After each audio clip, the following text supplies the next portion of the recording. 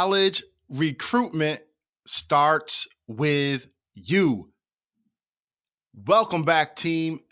You are listening to episode 11 of Full Ride, powered by URECRUITU. This is your athletic scholarship coach, Kito Delgado. And today we are talking about buyer's remorse. That's right, buyer's remorse. And we often, if you think about it, you go to the store or nowadays you shop online, you buy any sort of product, whether it's be clothing, whether it's maybe an electronic device. You buy it, you get it, and then sometimes it works out and other times you're like, oh, why did I get this? Right? And you eventually return it. Well, unfortunately, this happens far too often with our student athletes going through the college recruitment process, right? They get to school and unfortunately they made so many of their decisions on unimportant factors, such as we have really nice uniforms. They have really cool facilities, right? The weight room is great. We get some really cool outfits. Or unfortunately, we may tend to, well, you know what? My boyfriend, my girlfriend, they're going there. I want to be with them. My best friend is going there. Or, well, my dad went there. My mom went there, right? So we make all these decisions based on factors that really aren't that important, and we ignore some really crucial elements of a school that's worth consideration. But we get caught up in some of our other factors that aren't nearly as important. So we want to talk about how you can avoid making that mistake as a family, some tools you can use, some questions you can ask to really to make sure you are, at the end of the day, making the right choice based off of fit, right? I always talk about this, fit. The school has to be a fit for you student athletes, right? So before I get to that, though, I want to just say welcome back and good luck to all of our students who are off to high school. Or not even just high school, just off to school, right? All of you are off to school now. I know in some parts of the country, they started much earlier, but now up here where I live in New York, school's officially back in. I also want to say what's going on and best of luck and send all my well wishes to our teachers. My wife, she's a teacher. She's a 5th grade teacher. And I see the work that she does. And I have a number of friends that are teachers. And I just know how committed they are to really educating our children. So I want to wish them luck. And also all of our administrators. And just honestly, just anyone who is involved with education and is committed to being that shining example, who is committed to pouring into our students, who are committed to uplifting them, but also holding them accountable. Any of you who are part of that process in education, I just want to say thank you, and I wish you all a very successful school year. And as for parents go, listen, the best friend of a teacher is a parent that, yes, you want to support your child, right? But at the end of the day, sometimes we tend to give our child too much of the benefit of the doubt, right? And as a matter of fact, I dropped our daughter off pre-K, and I said to her, I was like, all right, honey, I love you. Who's the boss, right? And she says, and she named her teacher. I was like, absolutely. Whatever she says, that's what goes, right? And I think as parents, the best thing we can do, not only for our child, but for our teachers, is to really support them, support our teachers, meaning, right? Don't make excuses for your children. Make sure you send them to school prepared, ready to learn. But then also just really, if the teacher gives you feedback you don't like, well, don't make excuses. I've heard this different stories, and I'm not trying to embarrass any families, but I literally have heard families reach out to teachers, and say, "Oh, well, we didn't get a chance to study. Can we take the test another day?" Those types of things. That's not doing our children any good. We can't give them those types of outs. So, I know this is a recruiting show, but just again, I am a parent. I really do believe that yes, athletics is important, but also obviously being good students is a big part of this, and we have an opportunity to really help our children be good students by the way we interact with our teachers and our administrations. Are we talking bad about the teachers? Are we making excuses for our children? Right? If you don't make excuses for your child, if you hold them to a high level of standard, well, then they will hold themselves to that high level of standard as well. There's an old saying, I know my old college coach would always say, he still says it to this day, no one rises to low expectations, right? No one rises to low expectations. So parents, let's hold ourselves and more important, let's hold our children to high expectations. Let's raise the bar and support our teachers as we start another school year. So that's my little monologue, if you will. Hope I didn't offend anybody, but I do believe that we all can, if we're all going in the same direction, we're all going to get that result that we want, which at the end of the day is we want to grow and nurture strong students, right? Strong students, critical thinking students, kids that just hold themselves accountable, right? We want that. And as parents, we have that great opportunity to really support that. And it starts with how we, again, interact with our teachers. So moving on from that, buyer's remorse, right? Let's talk about that real quick over the next few minutes. And what are some ways in which you can make sure as a family you don't have buyer's remorse? Well, number one thing you can do, I've been saying this so many times, is you got to have a target list, right? I remember just a quick story. When I was getting recruited, I didn't put together a target list, right? I just kind of sat back and whoever recruited me, that's who I just assumed, well, these are my choices. And at the end of the day, I had like 4 or 5 choices. And I'll tell you a quick recruiting story. Well, one of those schools, and again, I was truly grateful for all of the opportunities that I had because I did go to a small school. I wasn't discovered until my senior year of high school, going into my summer year of senior year. So I was very, grateful that schools even had interest in me. I did have 3 or 4 offers at the end of the day.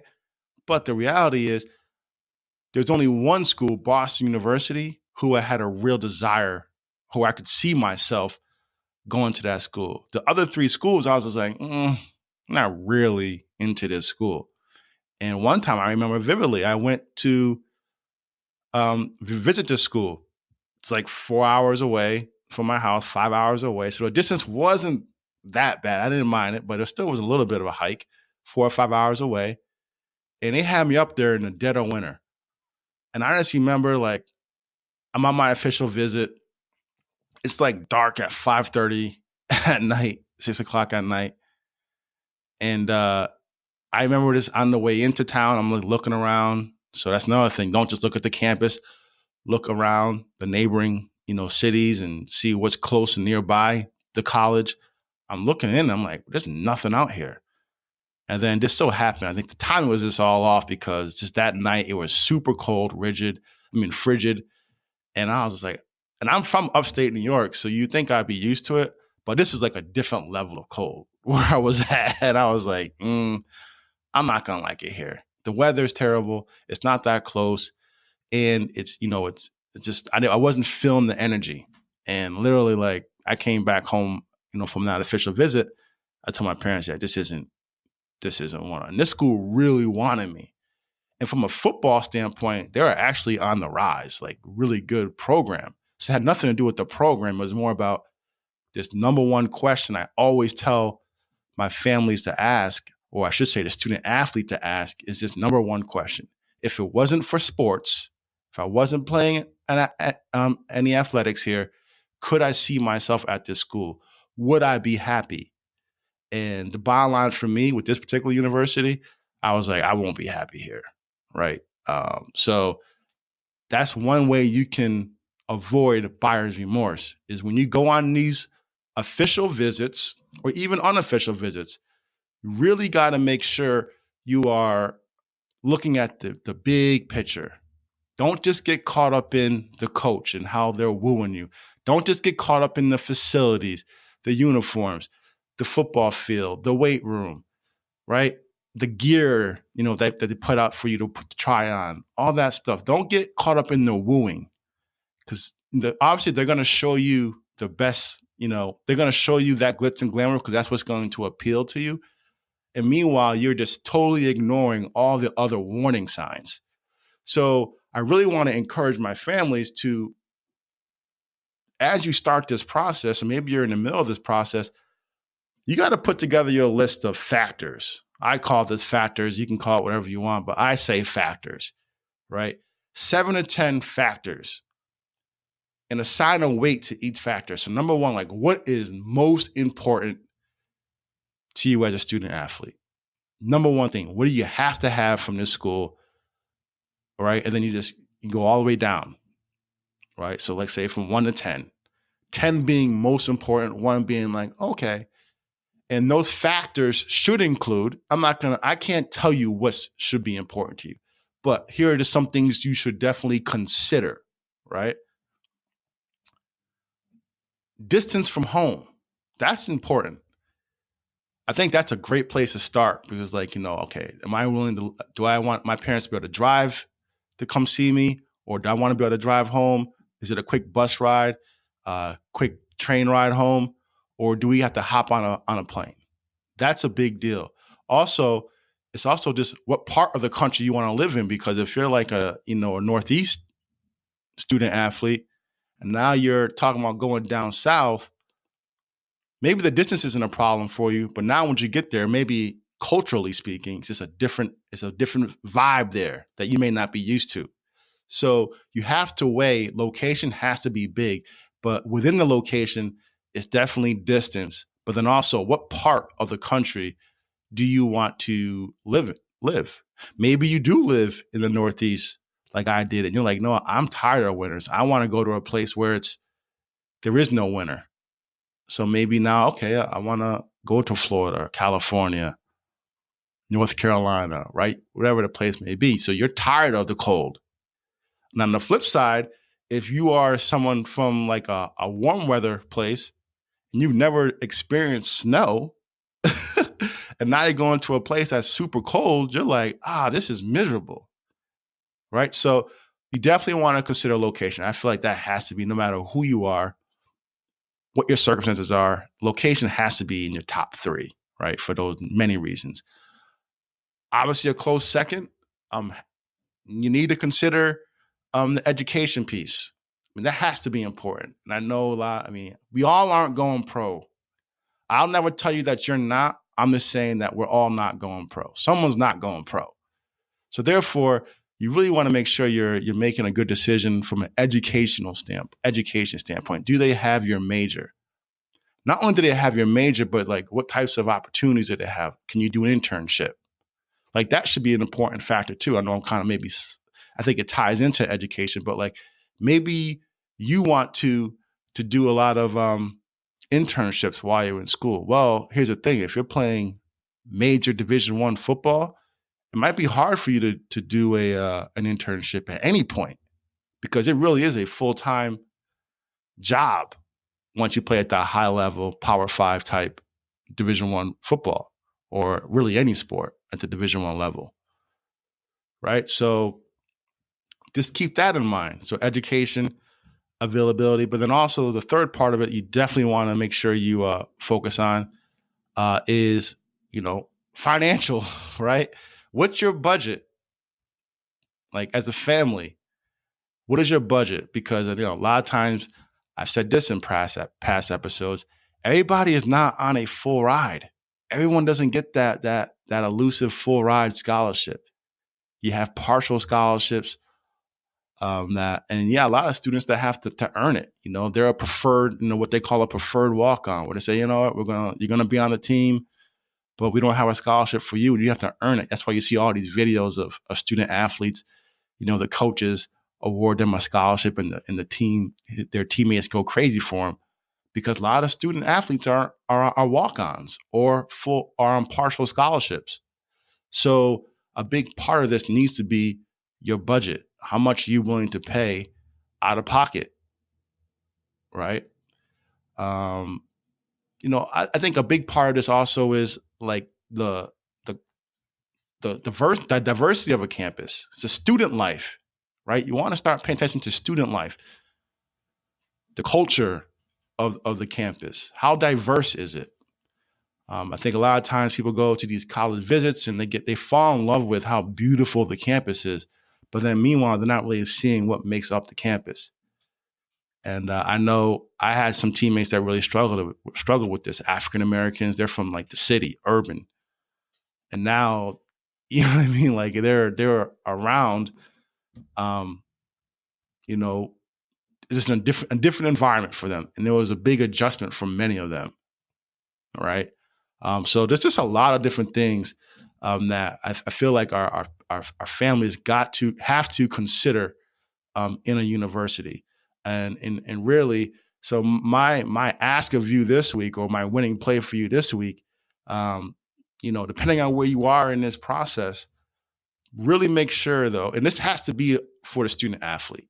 Other than the money part, the budget, everything else really should be up to the student athlete, up to the recruit, mom and dad.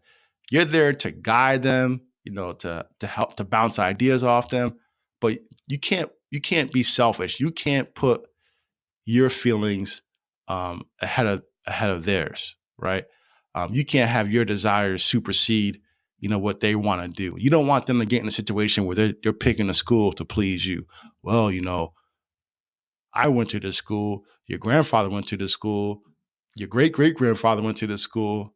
I understand being legacy, but sometimes we got to let our children just write their own. We got to let them rewrite history a little bit. So don't pressure your child, right? Don't influence them to the point where you push them into making a bad decision, and then they end up having buyer's remorse. So my winning play for you is this basic question, or this is not even a question, but is figuring out, okay, when I go to this school, what is the most important thing for me? So have that list of 7 to 10 things that are basically like, and then rank them and like, okay, I need to have this. I need to be this close to my family, this part of the country. They have to have this major. I can't spend more than this to attend. Right? Do they have big classrooms, small classrooms?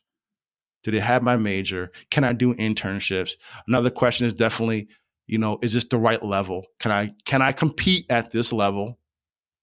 Right? Is it too good for me? Or like, well, I come here, yeah, it's cool. Maybe it's Division I, but I'll be sitting the bench. I won't play till my senior year, my junior year. Right? And those are questions, again, while you're on your official visits, ask the current players these types of questions. So number one, I'm jumping around a little bit, but number one thing I really want you guys to do is put together that list of factors as a family, but it has to be student athlete driven. Put together that list of things that are most important to you. Number two, if you guys are going on these recruiting visits, official visits, make sure you have the opportunity to talk to the athletes, ask those athletes these types of questions about student life. But then three, and most importantly, for my student athletes, no matter what, once you leave a college campus, you want to ask yourself this question. And I mentioned it earlier. If it wasn't for sports, if I wasn't an athlete and I was just here as a normal student, would I enjoy this school? Would I still be in love with it? Could I see myself attending this school? And if the answer is no, don't go to that school. It's just not a good fit for you. So that's a great question you can always ask yourself. That's kind of like your anchor question. Would I be happy here if I wasn't playing sports? All right. I hope this is helpful to you. Again, we want to really make sure we are avoiding buyer's remorse. Too many of our student athletes that go to these schools, they're making these determinations based off of 4 to 5 years. Your choice is not a 4-year decision. It's a 40-year decision. It's a multi-generational decision, right? So you really want to make sure you are making an informed decision at the end of the day. But that's all I got for you this week. I really want to encourage you. If this was helpful to you, please share it. Be a good teammate. Give us that assist. Share this episode with your family and friends that may find value in it. And then also, let's get social. You can connect with us on Instagram and Twitter at URECRUITU, URECRUITU. And then also, you can search us out on Facebook. The letter U, Recruit U. But that's all I got for you. This is, again, your athletic scholarship coach, Kito Delgado, reminding you that college recruitment starts with you. What steps are you taking today to earn an athletic scholarship tomorrow?